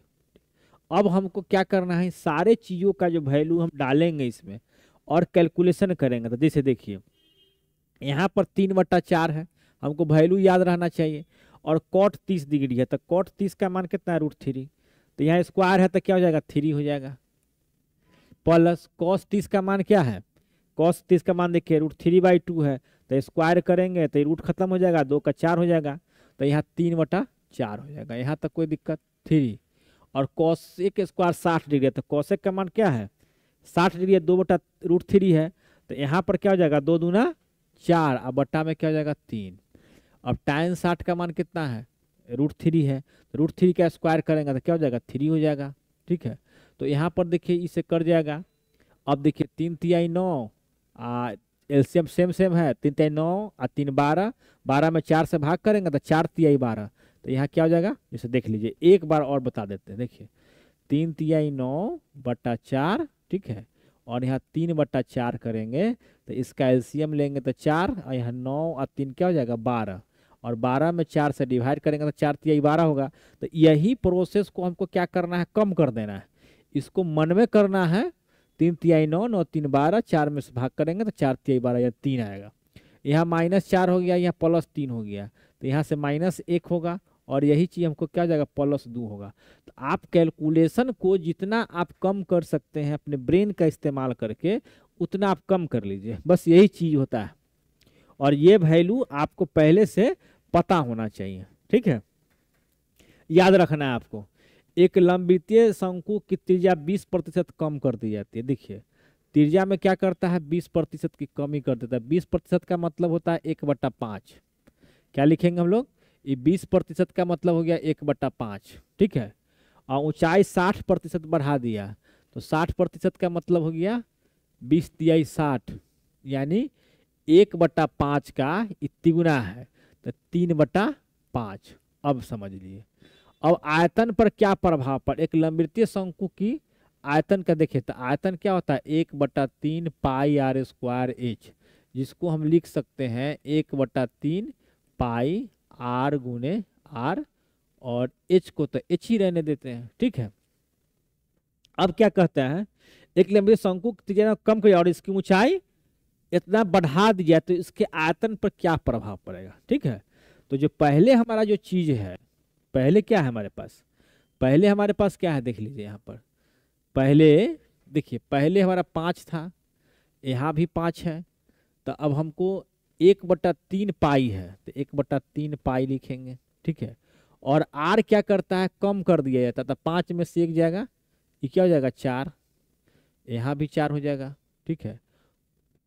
नहीं पहले तो जो है हमसे लिख लेते हैं, देखिए देखिए देखिए देखिए, पहले हमारे पास जो चीज है, देखिए पहले हमारे पास क्या है, देखिए 1/3 पाई r²h है, पहले हमारे पास 5 है, 5 है तो 5 लिखेंगे, 1/3 पाई, r भी हमारे पास 5 है तो ये भी 5 लिखेंगे, और h भी हमारे पास 5 है तो 5 लिखाएगा, और अनुपात में तो यहाँ क्या हो जाएगा 1/3 पाई, और r क्या करता है देखिए 20% कम कर दिया जाता है, तो यह 5 है, 5 में से घटा लेंगे तो क्या हो जाएगा 4 गुने 4, और h क्या करता है बढ़ा दिया जाता है, तो ई 3 क्या होगा इससे प्लस हो जाएगा, तो 5 या 3 कितना हो जाएगा 8, ठीक है।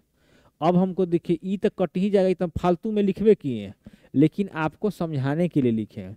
तो 50 25 125, ठीक है, 4 चौका 16, ठीक है, और 16 8 128 से, ठीक है। अब इसको हमको अंतर निकाल लेना है, ठीक है। आयतन में पड़े प्रभाव पड़ेगा तो 3 वृद्धि होगा, 3/125, हम इसको भिन्न में बदल लेंगे और प्रतिशत में बदल के 50 25 और 25 चौका 100, यानी कि 4 तिहाई 12 और बटा हम लोग 5 करेंगे, तो इसको जब भाग करेंगे ना तो यही आपको 2.4% आएगा, क्योंकि 5 दूना 10 और 5 चौका 20, यानी कि 2%, 2.4% क्या होगा बढ़ जाएगा, ठीक है। चलिए हम लोग क्वेश्चन नंबर A14 की तरफ बढ़ते हैं। क्वेश्चन नंबर 14 आप देखते हैं हम लोग, जिसे एक क्वेश्चन क्या कर रहा है कि मान लीजिए कि x जो है 4 अंकों की वह बड़ी से बड़ी संख्या है जिसे 16, 28, 40 और 48 से विभाजित करने पर प्रत्येक स्थिति में 11 शेषफल प्राप्त होता है। क्या होता है? प्रत्येक स्थिति में 11 शेषफल प्राप्त होता है। तो संख्या x के सभी अंकों का योग क्या होगा, हमको ये चीज निकालना होगा। तो सबसे पहले हमको क्या काम करना होगा कि 4 अंकों की बड़ी से बड़ी संख्या कौन कौन होता है? देखिए 999, ठीक है, और 16, 28 हम लोग को क्या करना है? 16, 28, 40 और 48 का एलसीएम लेना है, ठीक है। जब एलसीएम लेंगे हमने भाई तो 2 8 16, 14 दूना 28, 14 है, 20 दूना 40 और 24 दूना 48। तो टोटल जब लीजिएगा तो ये मेरे भाई 1680 जो है आपका आ जाएगा, आपका इसका एलसीएम आ जाएगा, ठीक है। तो जब एलसीएम आ जाएगा तो क्या करेंगे हम? 999 जो है उसमें से 1680 हम लोग क्या करेंगे? घटा लेंगे। तो यहाँ 9 हो जाएगा, 9 में से 8 जाएगा 1, 9 में से 6 जाएगा 3 और 9 में से 1 जाएगा आपको 8। तो 63, 1, 83, 19 आ जाएगा। और इसमें हमको क्या करना है? 11 शेष आता है, तो वह संख्या क्या करना है? जोड़ना है। तो 9 1 10 के शून्य और हासिल 1 हो जाएगा, तो 1 2 1 3 हो जाएगा और यहाँ पर 83 30 हो जाएगा। और 83 30 में हमको क्या काम करना है? 83 30 में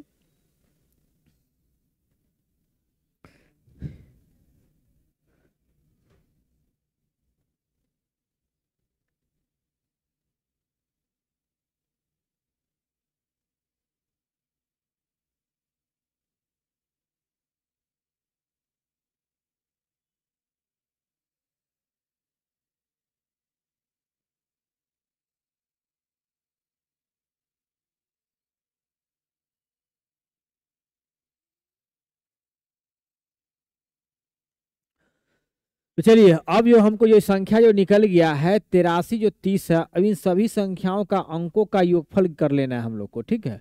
तो यहाँ पर जीरो जब जोड़ेंगे तो 8 3 11, 11 3 क्या हो जाएगा? 14, 14 में जीरो करेंगे तो 14 ही रहेगा। तो यानी कि हमारे पास संख्या क्या हो जाएगा? ये आपका ऑप्शन नंबर डी आंसर हो जाएगा 14 का, ठीक है। तो चलिए हम लोग शुरू करते हैं। कौन? तो चलिए हम लोग का क्वेश्चन नंबर 14 जो है अब समाप्त हो चुका है। अब क्वेश्चन नंबर 15 की ओर बढ़ते हैं, ठीक है।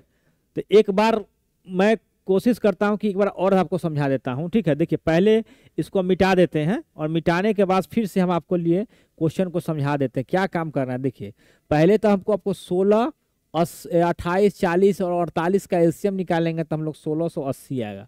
और 4 अंकों की जो बड़ी से बड़ी संख्या है ये आपका 999 है।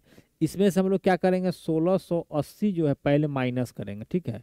तो 9 हो जाएगा, 9 में से 8 जाएगा 1 होगा, 9 में से 6 जाएगा 3 हो जाएगा, 9 में से 1 जाएगा 8, 83 19 आया। इसमें हम लोग प्लस क्या करेंगे? 11 प्लस करेंगे। क्यों प्लस करेंगे? कि हमको 11 शेषफल यहाँ पर बच रहा है। तो 9 1 10 के शून्य, 2 1 3, 83 30 हो गया। अब 83 30 जो है ना, अब कहता है कि संख्या के x के सभी अंकों का योग क्या होगा। तो हम लोग क्या करेंगे? सभी अंकों का क्या करेंगे? 8 + 3 + 3 और प्लस क्या करेंगे? 0 करेंगे। तो 8 3 11 3 14, 14 में 0 प्लस करेंगे तो 14 है ना रहेगा जी। तो 14 हो जाएगा। तो क्या हो जाएगा? ऑप्शन नंबर डी, ठीक है। चलिए उम्मीद है क्वेश्चन समझ लिए होंगे अच्छी तरह से। चलिए 200 ग्राम की एक मिश्र धातु में जस्ता और तांबा जो है 5:3 के अनुपात में है। इसमें कितने ग्राम तांबा मिलाया जाए कि ये ताकि यह अनुपात 3:5 हो जाएगा। देखिए दम इसको क्या काम करना है? बिल्कुल आराम से क्या समझना है? 200 ग्राम की एक मिश्र धातु जस्ता और तांबा कितना है? 5:3 में है। तो 5 और 3 क्या करेंगे? प्लस करेंगे। तो ये 8 बराबर क्या हो जाएगा? 200। 200 तो क्या हो जाएगा? 8 से जब काटेंगे तो 8 5 देखिए 25 8 200, 25 8 200 तो यहाँ 25 हो जाएगा। तो इसका मतलब क्या है कि ई जो है 25 5 125 है। ये कितना है? 25 तिहाई 75 है। तो पहले जस्ता है फिर तांबा है। इसमें कितने ग्राम तांबा मिलाया जाए? कितने ग्राम तांबा मिलाया जाए ताकि यह अनुपात 3:5 हो जाए? अनुपात किसका? जस्ता और तांबा का। जस्ता और तांबा का। तो जस्ता और तांबा का हमको क्या करेंगे? पहले जस्ता है तो 125 और नीचे में क्या करेंगे? तांबा होगा और तांबा में ही ना हमको मिलाना है, तो 75 प्लस क्या करेंगे, x करेंगे, ठीक है। और यहाँ पर क्या है, पहले जस्ता और फिर तांबा, तो पहले जस्ता 5 है तो 5 के ऊपर करेंगे, 3 के ऊपर करेंगे, देखिए 3 को क्या करेंगे, ऊपर करेंगे, 3 को क्या करेंगे, ऊपर करेंगे, 5 को क्या करेंगे, नीचे करेंगे। अब हम लोग को क्या काम करना है कि इसको सॉल्व करना है, ठीक है। तो जब सॉल्व करेंगे तो क्या हो जाएगा, फिर से देख लेते हैं, ताकि यह ग्राम, इसमें कितने ग्राम तांबा मिलाए, ताकि यह अनुपात जो है 3:5 में हो जाए, यानी कि एक जस्ता 3 हो जाए और तांबा क्या हो जाए, 5 हो जाए, इधर बढ़ जाए, ठीक है, इधर क्या हो जाएगा, बढ़ जाएगा। तो 3/5 हम लोग कर दिए। अब हम देखते हैं इसको करके, ठीक है। तो 25 में 125 से गुना कीजिएगा तो ये 625 हो जाएगा, और 75 में 3 से गुना कीजिएगा तो ये कितना हो जाएगा, ये हो जाएगा आपका, हो जाएगा 75 में 3 से 5 3 15 के 5 हासिल 1 होगा, तो 7 3 21 1 22 225, अब प्लस क्या हो जाएगा 3x, ठीक है। तो जब इधर लाइएगा तो ये 400 हो जाएगा माइनस होके, इसमें से ये माइनस होगा और यहाँ क्या बचेगा 3x, तो x बराबर आपको यही आ जाएगा 400 बटा में 3 लिखेंगे, जो कि इसी को हम लोग लिख सकते हैं 133.1/3, ठीक है। तो यानी कि ऑप्शन नंबर हमारे पास क्या हो जाएगा, ए हो जाएगा। अब हम लोग आगे बढ़ते हैं, अगला क्वेश्चन देखते हैं। देखिए, यदि ए बी अनुपात बराबर 1:2 है, बी सी अनुपात 3:4 है, सी डी अनुपात इतना दिया होता है, डी सी बी ए ज्ञात करना है हमको, ठीक है।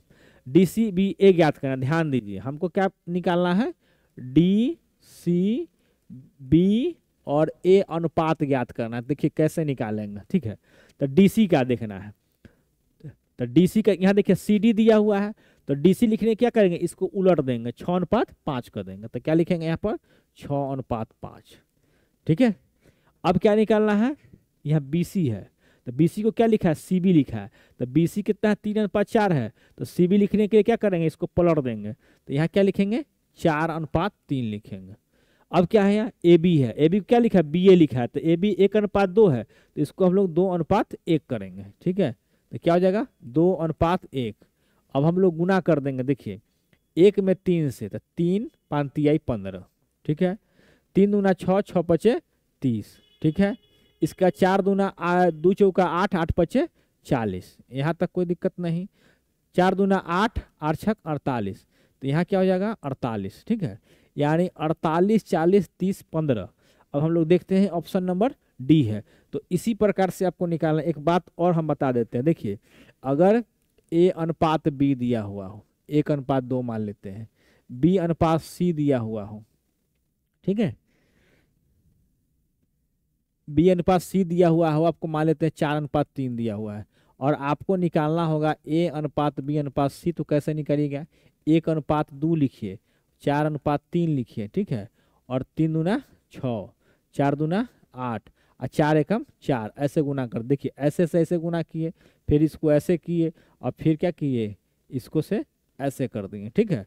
तो इस प्रकार से आप निकाल सकते हैं, और इसमें क्या कर सकते हैं, कॉमन ले सकते हैं। देखिए 2 दूना 4 और 2 चौका 8 और 2 तिहाई 6, 2 4 3 अनुपात में भी आपका क्वेश्चन हो सकता है, ठीक है। चलिए हम लोग क्वेश्चन नंबर 17 बढ़ते हैं।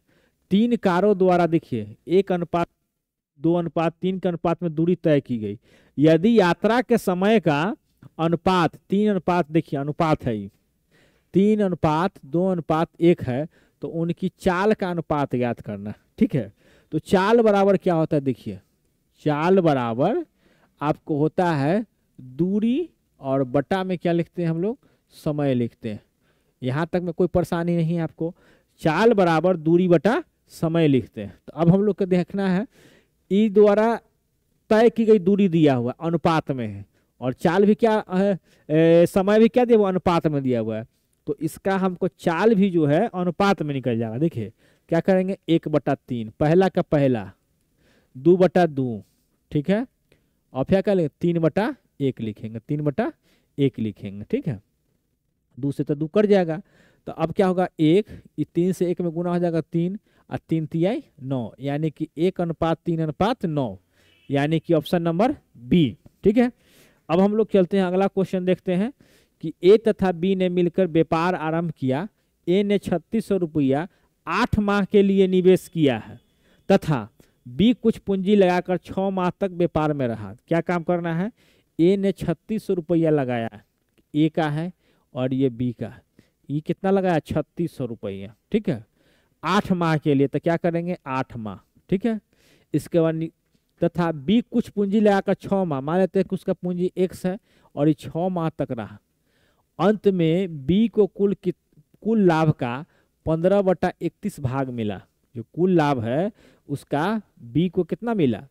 बी को अगर 15/31 मिला है तो अब ऑटोमेटिक है कि इसका जो अंतर है, ठीक है, वो ए को मिलेगा, यानी ए को मिलेगा 16/31, ठीक है। तो अब हम क्या काम करते हैं? देखिए 6 1 36 यानी कि 600 और 8 6 4800, ठीक है। तो ये 4800 और यहाँ x हो जाएगा। तो ये 4800 जो है ना 16/31 है। क्या है? 16/31 नहीं कहिए, आपका 16 कहिए, ठीक है। इस 16 कहिए, ऊपर का जो भाग है इस 16 है। तो 16 कितना है? 16 बराबर 4800, यानी कि 16 बराबर 4800, तो 16 48 यानी कितना हो जाएगा? 300। तो x का वैल्यू क्या हो गया? 300, ठीक है। तो हमको क्या निकालना है? 15 बराबर, ठीक है, भाग 15 निकालना है। बी को कितना मिलेगा? 15 मिलेगा, ठीक है। तो 15 गुने हम 300 कर देंगे, तो इसका मतलब क्या है कि 15 3 4500 इसका आंसर हो जाएगा, ठीक है। तो ऑप्शन हमारे पास क्या जाएगा? Option D. चलिए हम लोग आगे देखते हैं क्वेश्चन को। कमला का विवाह देखिए 6 वर्ष पूर्व हुआ, ठीक है। कितने वर्ष पूर्व हुआ? 6 वर्ष पूर्व हुआ। उसकी आयु जो है 1.1/4 विवाह की समय के आयु से गुना है। देखिए 6 वर्ष पूर्व हुआ है, 6 वर्ष पूर्व करते हैं, ठीक है। और कितना हुआ? 1.1/4 का मतलब हो गया 5/4। क्या हुआ? 5/4। तो इसका मतलब क्या होगा? 5:4, ठीक है, ठीक है। अब क्या कहता है? उसके पुत्र की आयु उसकी विवाह की आयु का 10 गुना है। तो देखिए 6 वर्ष पूर्व था, इसका मतलब क्या? इसका उम्र 6 5 30, इसका 6 चौका 24। अब देखिए पुत्र की आयु जो है उसकी विवाह की आयु का 1/10 गुना है, ठीक है। तो ये जो 30 है एकरे 10 गुना है, 1/30। देखिए तो 30 का 1 अगर कर देंगे हम लोग, 1/10 करेंगे 30 का, तो कितना हो जाएगा? 10 तिया 30, 3 आएगा। और पूछ रहा है कि 5 वर्ष बाद उसके पुत्र की आयु क्या होगा? तो 5 वर्ष बाद यानी कि 3 + 5 यानी कितना हो जाएगा? 8 वर्ष, ठीक है। तो ये हमारा क्या हो जाएगा? ऑप्शन नंबर बी, ठीक है। चलिए अब क्वेश्चन नंबर ये देखिए, यदि x-2 और x-3 आप लोग बना के देखिए, आपको कै वो सही होता है, ये बात को ध्यान में रखिएगा, समझ गए। और कितना था कमेंट कर जरूर बताइएगा। देखिए x-2 और x-3 के बीच के मध्य अनुपात x है, तो x का मान ज्ञात कीजिए। देखिए मध्य अनुपात का मतलब क्या होगा? देखिए x-2, ठीक है, और अनुपात, ये मान लेते हैं कि मध्य अनुपात x है, दूसरा x, और यहाँ पर हम समानुपात का चिन्ह दे देते हैं और फिर क्या करेंगे? x, फिर अनुपात देते हैं x-3, ठीक है। और इसी को हम लोग क्या करेंगे? x-2, अब बाई में क्या लिखेंगे? x, और यहाँ पर क्या लिखेंगे? x/x-3। जब इसको गुना करेंगे तो क्या हो जाएगा? x² और ई जब गुना होगा तो क्या हो जाएगा? x² -5x अब +6 होगा, ठीक है। x² से x² कट जाएगा, ये 5x इधर आएगा, ये 6, यानी कि x बराबर क्या हो जाएगा? 6/5, यानी कि 6/5 का मतलब ऑप्शन नंबर सी। चलिए अब देखिए एक 60 मीटर ऊंचे टावर की चोटी से, देखिए एक 60 मीटर ऊंचा क्या है? टावर है। 60 मीटर ऊंचा टावर को हम चावर लिखते हैं, देख लीजिए क्या लिखेंगे? इसको टावर लिखेंगे, कोई दिक्कत? अब क्या कहता है? एक इमारत की चोटी और तल के अवनमन कोण क्रमशः 30 और 60 डिग्री है। इसके जस्ट सामने जो है आपका इमारत है, क्या है? ये मकान है, बिल्डिंग है, जो भी कहना है कह लीजिए, ठीक है, मकान है। अब हम इसको क्या काम करते हैं? देखिए चलिए पेन तो बिल्कुल सही है। अब हम लोग को क्या काम करना है? देखिए यहां से देखिए ये जो कोण है आपका, 1 मिनट, हाँ हेलो। चलिए तो हम लोग क्या कर, देखिए यहाँ पर जो चोटी, देखिए एक इमारत की चोटी, चोटी और तल के अवनमन कोण, तो चोटी का दे दिया 30 डिग्री, और अवनमन का कोण क्या है, देखिए 30 डिग्री हो गया, और अवनमन का कोण कितना है, 60 डिग्री है, ठीक है, 60 डिग्री है। तो अब हमको इमारत की ऊंचाई मालूम करना है, यानी ई जो इमारत है यहाँ से यहाँ, ठीक है, ई ए हो गया, मान लेते बी है और सी है और डी है, तो इस सी डी की जो ऊंचाई है वही हमको मालूम करना है, ठीक है। तो देखिए इस कोण के मदद से हम पहले इस कोण और इसके मदद से ई निकाल लेंगे, और बी सी पैरेलल है इसके पैरेलल है, तो ई निकल जाएगा, और इसके मदद से जब ई निकाल लेंगे हम, तो इसमें माइनस कर देंगे, तो जितना इसकी लंबाई होगी उतना इसकी लंबाई हो जाएगी, ठीक है। तो इसके लिए हम लोग क्या यूज करते हैं, टैन थीटा करते हैं, क्योंकि टैन थीटा बराबर हमको क्या होता है, पी बटा बी होता है, ठीक है। तो टैन हमारे पास कितना है, 60 डिग्री, ठीक है, और पी कितना है, ए बी, ठीक है, ए बी, और बटा में क्या हो जाएगा, बी सी, ठीक है। तो इस टैन 60 का मतलब क्या हो जाएगा, √3, ठीक है, और ए बी कितना मतलब है, 60। अब देखिए, अब बी सी कितना है मेरे पास, बीसी तो है ही नहीं, हमको बीसी क्या करना है, हमको मालूम करना है, बीसी तो है ही नहीं हमारे पास, ठीक है। तो एकदम देखिए यार, मूड फ्रेश करके आप पढ़ा कीजिए, एकदम कोशिश कीजिए कि हम चीज़ों को सीखें, हमारी जो दिल की बात निकल रही है वो आपके दिल तक पहुंच जाएगी, तो समझिए कि मेरी सफलता मिल जाएगी, ठीक है। तो आपको बखूबी ध्यान देना है, चीज़ों को समझना है, ठीक है। तो हम लोग क्या करते हैं, अब हम इस √3 को इधर कर, देखिए प्रोसेस से आपको इस तरह से समझा रहे हैं ना कि आप एक एक लाइन एक एक स्टेप समझ जाइए, और ये सब करने की आपको ज़रूरत नहीं पड़े, और आप क्वेश्चन देखते आप ग्राफ को बनाइए, और 1 मिनट से ज़्यादा एक क्वेश्चन को ना दीजिए, 1 मिनट काफ़ी होता है क्वेश्चन यार मेरे, 75 मिनट आपको एग्जाम में मिलता है क्वेश्चन बनाने के लिए, 75 क्वेश्चन मैथ और रीजनिंग। आप इसको टारगेट कर लीजिए कि 1 मिनट से ज़्यादा एक क्वेश्चन को बनाने में नहीं देना है, ठीक है, और इसको 75 मिनट ले लीजिएगा समय, और 10 मिनट में आप इसको सॉल्व कर दीजिएगा, यानी टोटल 85 मिनट का आपका समय हो जाएगा। चल गए, दिखा नहीं दिया यहाँ पर, यहाँ घुमा ना दिए, है ना घुमा, अच्छा। चलिए तो 85 मिनट हमारे पास समय हो गया, और एग्जाम में हमको टोटल जो है 120 मिनट समय मिलता है, तो इधर 15 और 20, यानी कि 20 और 15 हमारे पास टोटल जो बच जाएगा, ये 35 मिनट का समय बचेगा, और 35 मिनट में मेरे भाई आपके पास 75 क्वेश्चन रहेगा जीके को सॉल्व करने के लिए, ठीक है। तो आप जो है 30 सेकंड एक क्वेश्चन पर अगर देते हैं, 30 सेकंड से ज़्यादा नहीं लगेगा, ठीक है, तो आप यहाँ से आराम से 75 क्वेश्चन जो है सॉल्व कर देंगे, जो आएगा उसको टिक करते चलिएगा, जो नहीं आएगा उसको छोड़ दीजिएगा। और एग्जाम हॉल में देखिए, पेपर देखिएगा, पेपर देख के क्वेश्चन उसमें टिक नहीं लगाना है, डायरेक्ट उसका आंसर कहाँ, ओमार सीट पर टिक लगाना।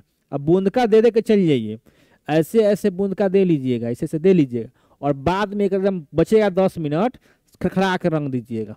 बात समझ में आ गया, ऐसी काम करना है। तो चलिए, तो अब हम लोग को क्या करना है, इस √3 को हम लिख सकते हैं, देखिए ऊपर में क्या लिखेंगे हम लोग, देखिए यहाँ पर लिखेंगे 60, और √3 को हम लिख सकते हैं √3 गुने √3, और इधर से √3 से परिमेयकरण कर दिए तो ई तक कट जाएगा, ठीक है, सॉरी सॉरी सॉरी, और यहाँ क्या हो जाएगा, 3 हो जाएगा, ठीक है, 60/3, और √3 रहेगा, ठीक है, ये √3 रहेगा, तो ये कितना हो जाएगा, 20 दिया √3, यानी कि 20 √3 आपका BC का मान हो गया।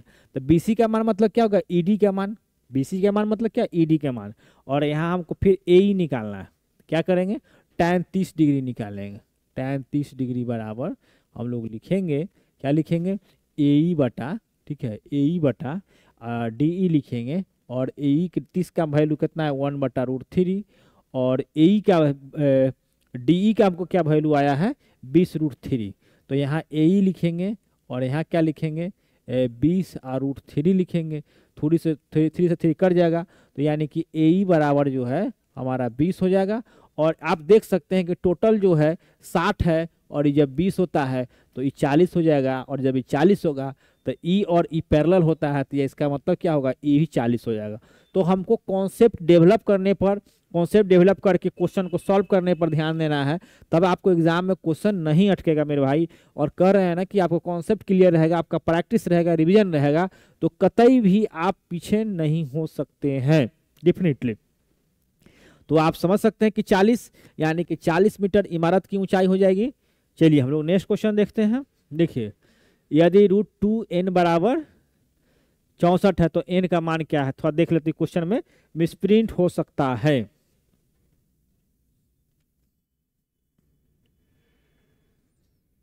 देखिए ये जो क्वेश्चन है √2 है, ठीक है, और इसके पावर n है और बराबर 64 है, ठीक, बहुत आसान क्वेश्चन है। तो इसको 2 के पावर, इसको हम लोग लिख सकते हैं n/2, और इसको लिख सकते हैं 2 के पावर 6 लिख सकते हैं। 2 के पावर 6 64 होता है। तो जब नीचे सेम तो ऊपर सेम, यानी कि n/2 बराबर 6, तो n का वैल्यू हो जाएगा 12। यहाँ तक कोई दिक्कत, यानी कि ऑप्शन नंबर डी। चलिए हम लोग क्वेश्चन नंबर 23 देख लेते हैं। देखिए एक बस 20 घंटे में 720 किलोमीटर की यात्रा तय करती है, तो मीटर सेकेंड में इसकी औसत गति की गणना करें। देखिए ये घंटा में है, ये दूरी है, ये डिस्टेंस हो गया, और ये टाइम हो गया, ये टाइम है। तो टाइम स्पीड निकालने के लिए टाइम से हम डिस्टेंस में क्या करते हैं, भाग करते हैं।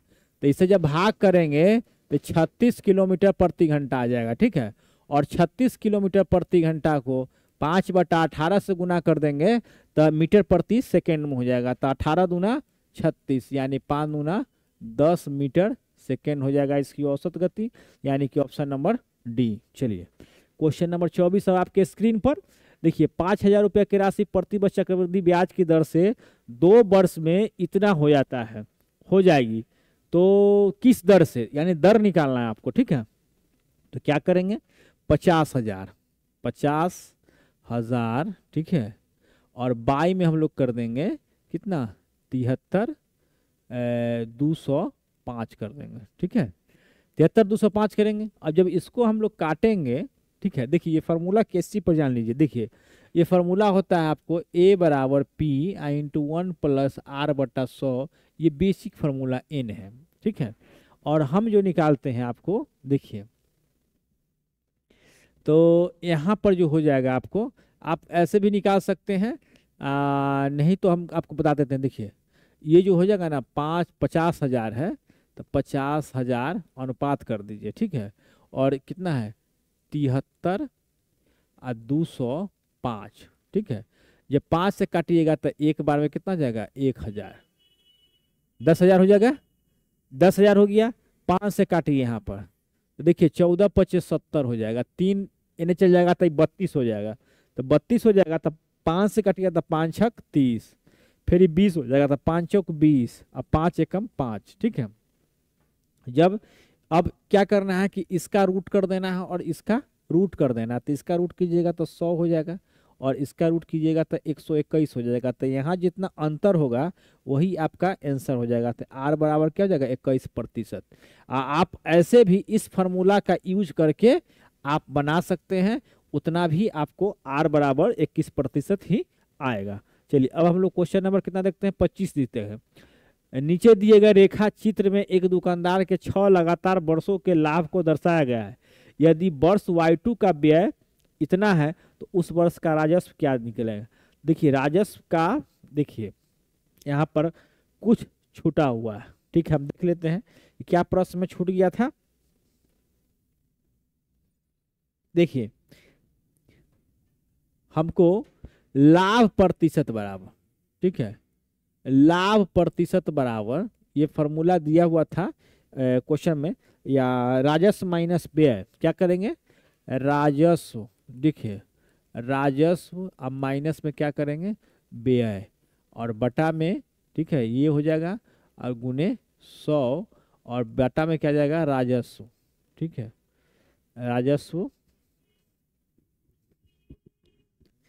बटा में आ जाएगा व्यय, बटा में आ जाएगा क्या, व्यय दिया हुआ, ठीक है। तो ये व्यय दिया हुआ है, तो हमको एक दुकानदार जो है ना, नीचे दे रखा है एक दुकानदार 6 लगातार वर्षों के लाभ को दर्शाया गया है। यदि वर्ष Y2 का 40,000 तो उस वर्ष का राजस्व क्या है। देखिए इस क्वेश्चन में आपको जो लाभ जो दिया हुआ है वो आपका छूटा हुआ है। चलिए हम लोग देख लेते हैं फिर से।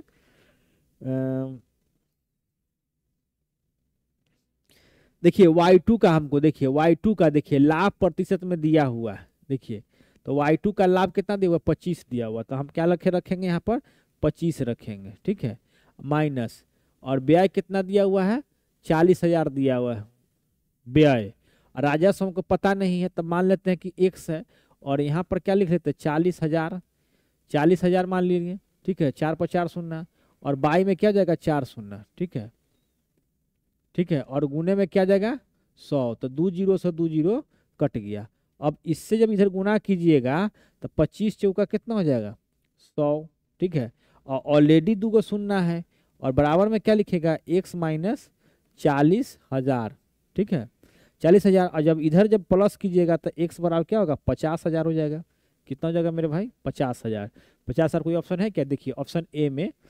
तो देखिए मित्रों, आप सभी ने आज के इस 25 क्वेश्चन में कितना आपने सही कर पाया, इसको बनाइएगा। मैं आपसे यही बात कहना चाहता हूँ, वादा यही करना चाहता हूँ कि आप जो है ना एग्जाम की तैयारी अपने ढंग से, और मेरा जो टेस्ट सीरीज चल रहा है इसको और टेस्ट सीरीज पर पूरा फोकस कीजिए।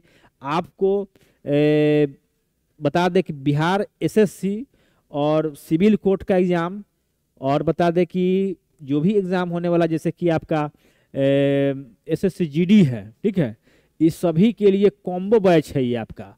दम मैथ का जो लेवल है नीचे से लेकर ऊपर तक जा रहा है, और धीरे धीरे जैसे सेट जब आएगा तो और टफ क्वेश्चन आएगा, वो सारे टफ क्वेश्चन को आप प्रैक्टिस करके बनाना है।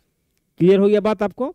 और इसी तरह से आपको हमारे प्यार और बनाए रखिएगा, और वीडियो को लगातार देखिए, और जितना ज़्यादा हो सके वीडियो को शेयर कर दीजिए, और लोगों से सब्सक्राइब करने के लिए बोलिए, ताकि आप ज़रूरतमंद बच्चे वहाँ तक पहुँच जाए और उनको लाभ ले सकें। और वैसे विद्यार्थी जो हमारे कमज़ोर छात्र हैं उनके पास भेजिए, जो तेज छात्र हैं पहले से पढ़ चुके हैं वो उनके पास भेजने की ज़रूरत नहीं, क्योंकि वो ऑलरेडी जानकार हैं, ठीक है। अगर वो देखना चाहते हैं, पसंद करते हैं, तो आप उनको भेज सकते हैं, कोई दिक्कत नहीं है, लेकिन कमज़ोर छात्र को छूटे नहीं, इतना बात को ध्यान रखना है, क्योंकि हर एक बच्चा जो है इस आज के डेट में शिक्षा से वंचित नहीं रहना चाहिए, क्योंकि यूट्यूब एक ऐसा माध्यम है जहाँ हर बच्चे के पास शिक्षा प्राप्त हो जाएगा, ठीक है। तो मिलते हैं हम लोग नए वीडियो में, तब तक के लिए खुश रहिए, मस्त रहिए, स्वस्थ रहिए, ठीक है, बाय बाय।